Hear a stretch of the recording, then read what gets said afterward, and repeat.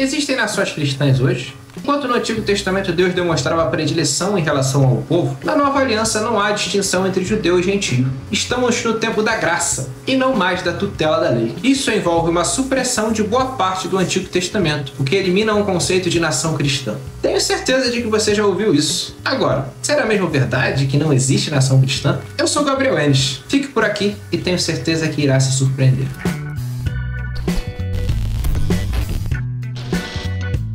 Em agosto de 2022, Gutierrez Siqueira lançou o livro Quem Tem Medo dos Evangélicos, no qual diz: a natureza do cristianismo é a de uma religião universalizante, nunca a de uma seita nacionalista e tribal. É verdade que podemos falar em uma cultura com influência cristã, ou até em cristianismo cultural, mas nunca em nação cristã. Na Nova Aliança não há nação equivalente à antiga cidade de Jerusalém. Não existe povo escolhido como o antigo povo hebreu. O que há e sempre haverá até o fim da história é o novo povo de Deus, isto é, a Igreja de Jesus Cristo, que não está restrita à nacionalidade ou etnia. Fecha aspas. A passagem de Gutierrez, ela admite uma meia-verdade. A meia-verdade é mais perigosa do que a mentira, justamente porque tem um elemento de verdade. Ao mesmo tempo que o que ela argumenta é uma mentira. O que ela busca convencer é de uma mentira, mas por estar misturada, a verdade se torna mais persuasiva. Onde está o elemento de verdade da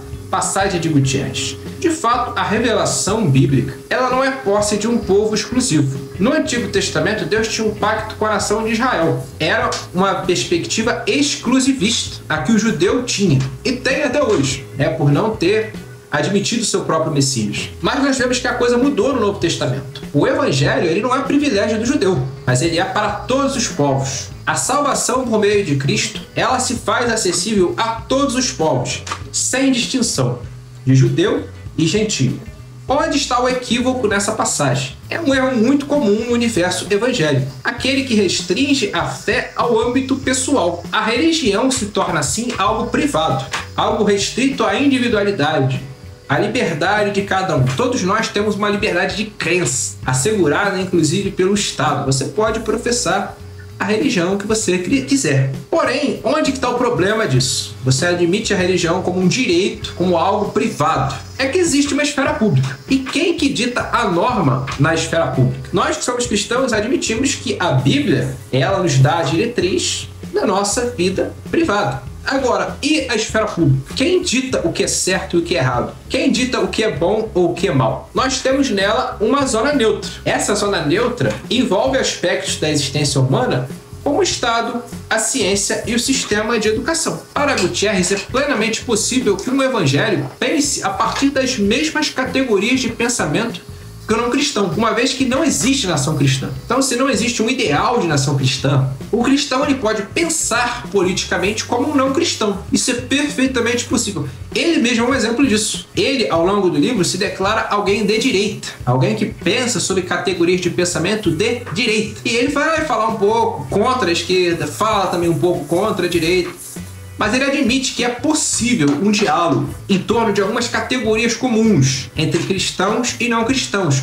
Ou seja, a antítese para o Gutierrez não existe na esfera política. A esfera política ela é uma esfera de coexistência, de pacifismo entre cristãos e não cristãos. Essa visão ela traz à tona uma perspectiva teológica compartilhada com muitos evangélicos, um contraste absoluto entre o Antigo Testamento e o Novo Testamento. Teologicamente, essa posição se chama antinomismo. Literalmente, isso significa anti-lei. Ou seja, você tem a tutela da lei no Antigo Testamento. Quando há a transição do Antigo Testamento para o Novo Testamento, a lei é abolida. E temos, então, uma nova lei. Nós não podemos dizer que os antinomistas são anarquistas, porque eles acreditam numa forma de lei. Mas essa forma de lei, ela vem a partir do próprio Cristo. Cristo, ele traz uma nova lei a partir dos seus ensinamentos, do Sermão do Monte. Os antinomistas batem muito naquela tecla de que Cristo muitas vezes falava: ouvistes os antigos, eu porém vos digo. Eles colocam um contraste absoluto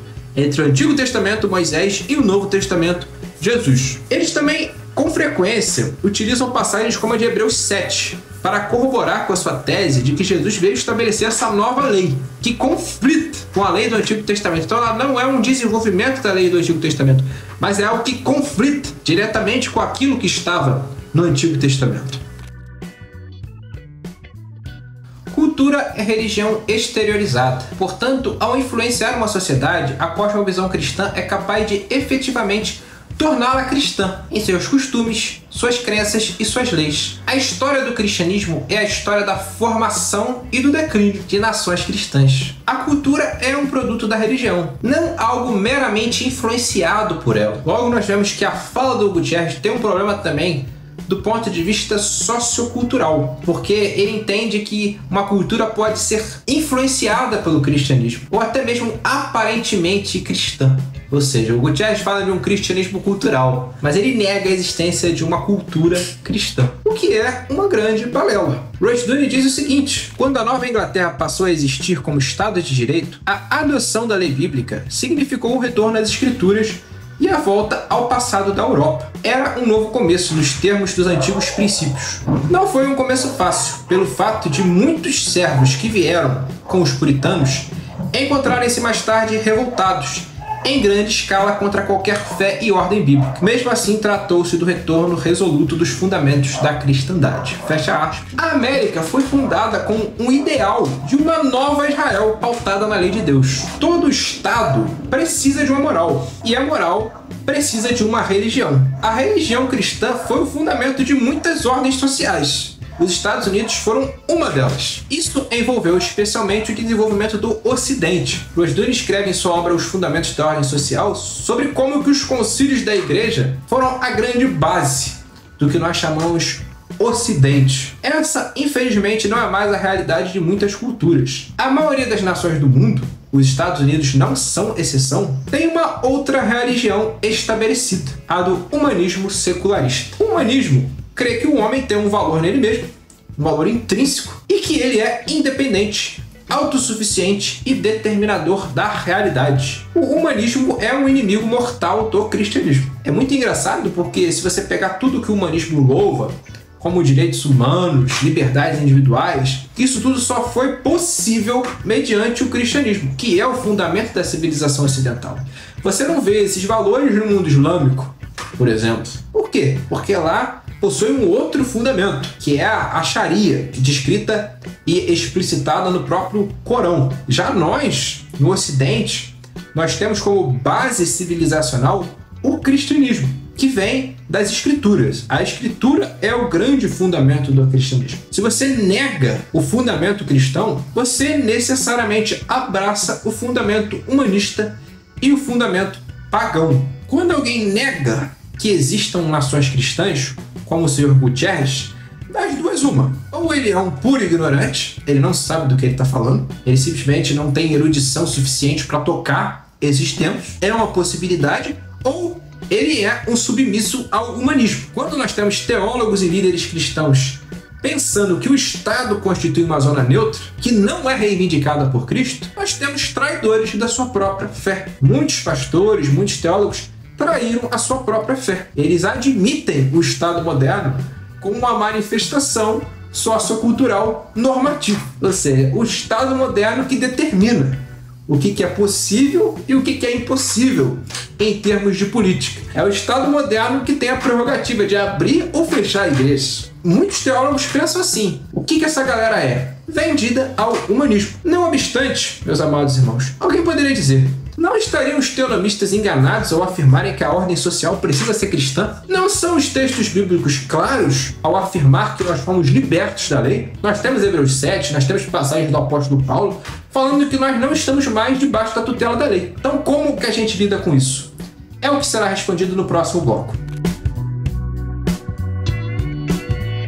Hebreus 7, verso 12 diz: mudando-se o sacerdócio, muda-se a lei. Isso é a escritura divinamente inspirada. Trechos como este, especialmente presentes na Epístola aos Hebreus, são com muita frequência utilizados pelos antinomistas. Eles evocam textos nos quais a lei é exposta de uma maneira negativa. Não é só Hebreus, existem muitos outros.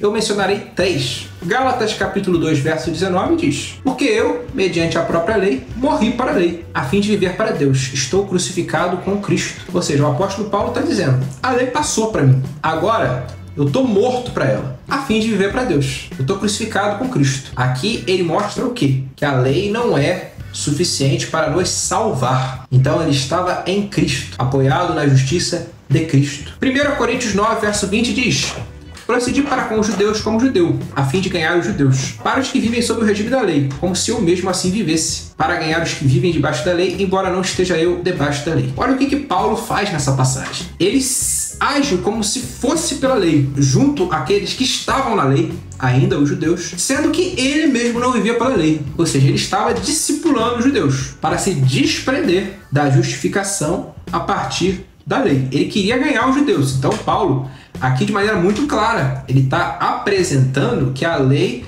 não é suficiente para nos salvar. Logo, lei aqui é uma coisa negativa. Mais uma passagem, Romanos 6, verso 14, diz: pois o pecado não terá domínio sobre vós, porquanto não estáis debaixo da lei, mas debaixo da graça. O que Paulo está dizendo aqui pra gente? Enquanto a gente está debaixo da lei, o pecado aí domina sobre nós. Por quê?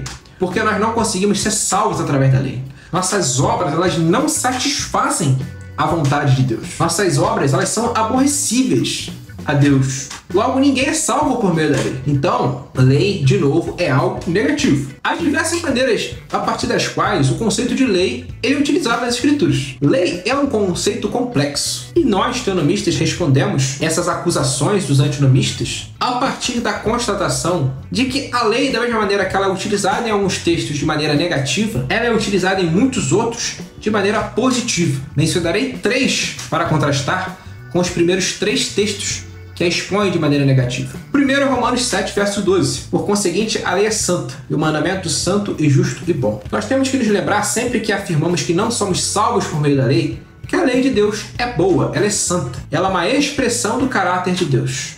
Então, longe de nós desprezar a lei. Segundo texto, 1 Coríntios capítulo 9, verso 9. Porque na lei de Moisés está escrito: não atarás boca ao boi quando pisa o trigo. Acaso com bois que Deus se preocupa? Aqui olha que coisa interessante que o apóstolo Paulo está fazendo. Ele está utilizando uma lei do Antigo Testamento e colocando a implicação dela num contexto mais amplo. Então, assim, você pega uma lei que é dirigida para o tratamento dos animais e você aplica a implicação disso ao tratamento dos ministros do Evangelho, que deveriam ser sustentados. Isso é uma coisa que Cristo faz muito. Antinomistas com frequência afirmam que Cristo veio trazer uma nova lei, por exemplo, com o Sermão do Monte, onde ele diz: ouviste os antigos, eu porém vos digo. Então é um contraste da lei de Moisés com a lei de Cristo. O apóstolo Paulo não faz esse contraste, muito pelo contrário, ele afirma: Moisés disse isso, a implicação do que Moisés disse é mais ampla e descamba nisso. A implicação de você cuidar dos bois é que você deve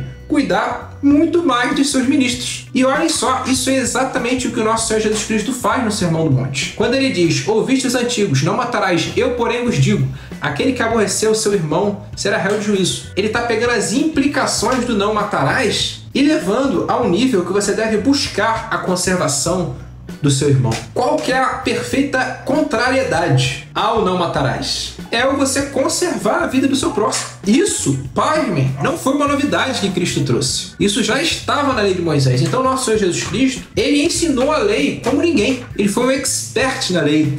Não à toa, quando ele ainda era um adolescente, ele dava banho nos mestres da lei. O Sermão do Monte não representa uma ruptura à lei mosaica, mas o seu aperfeiçoamento. Cristo levou as implicações da lei à sua perfeição. Último texto, Tiago 2, verso 8 ao 10. Todavia, se cumprirdes conforme a Escritura, a lei real, amarás a teu próximo como a ti mesmo, bem fazeis. Porém, se fazeis acepção de pessoas, cometeis pecado, e sois condenados pela lei como transgressores, porque qualquer que guardar toda a lei e deslizar em um só ponto é culpado de todos. Aqui a gente vê muitas coisas interessantes. A gente vê Tiago falando que é bom você cumprir a lei real, amar teu próximo como a ti mesmo. Isso é lei, já estava em Moisés, não é uma novidade. Mas por fim ele diz, que aquele que guarda toda a lei e desliza em um ponto é culpado de todos. Então nós não somos salvos por meio da lei, mas a lei, ao mesmo tempo, é uma manifestação do caráter de Deus. Como teonomista, qual é o nosso entendimento? Nós fomos libertos da maldição da lei. Nós não somos salvos pela lei. Nós sustentamos a salvação pela graça. Apenas por meio de Cristo nós somos salvos.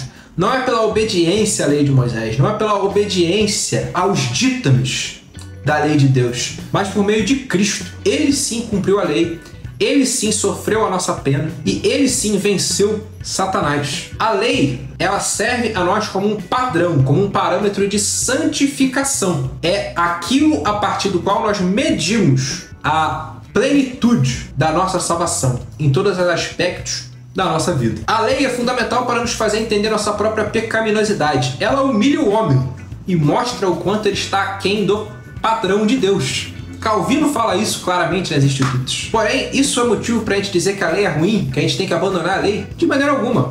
O Salmo 19, verso 7 diz: a lei do Senhor é boa e refrigera a alma. Nós não cremos que o Deus do Antigo Testamento é diferente do Deus do Novo Testamento. Sustentamos que Cristo não veio abolir a lei, mas cumpri-la. O próprio Cristo disse isso. Não cuideis que eu vim abolir a lei dos profetas, mas cumpri-los. O nosso próprio Senhor diz: até que o céu e a terra passem, nem um jota ou um tio se omitirão da lei. Isso está escrito em Mateus capítulo 5, verso 18. Isso significa para nós, no mínimo, um ponto de atenção quando nós nos referimos à lei de Deus. É preciso reconhecer que, embora lei e graça sejam termos úteis para teólogos, ambos são manifestações do caráter de Deus, que não devem ser desprezados. Há elementos continuados e descontinuados em relação à lei. E a natureza do que é uma nação, ou, em termos modernos, a natureza do que é um Estado não mudou. Uma nação continua sendo uma nação, como sempre foi. Agora, uma coisa é fato: todos devem se submeter ao Messias. Todos devem se submeter ao nosso Senhor Jesus Cristo. Como cristãos, nós devemos militar, nós devemos agir em direção a isso. Os reis da terra devem se prostrar perante o Messias. Isso requer ordens sociais inteiras, discipuladas e batizadas em nome do Pai, do Filho e do Espírito Santo. Portanto, não caiam nessa balela antinomista. Os antinomistas, eles não têm uma compreensão adequada de que há elementos continuados, que é o padrão moral, e elementos descontinuados, que é, por exemplo, o sistema sacrificial, que foi completamente cumprido em Cristo. Cristo cumpriu tudo aquilo que veio antes dele no sistema sacrificial. Agora, a lei civil, ela continua necessitando de uma âncora na palavra de Deus. Do contrário, ela nega a sua própria razão de ser, nega o seu próprio fundamento. O fundamento de todas as coisas é o Deus triuno e a sua palavra inerrante e infalível. Que Deus o abençoe, um forte abraço e até a próxima.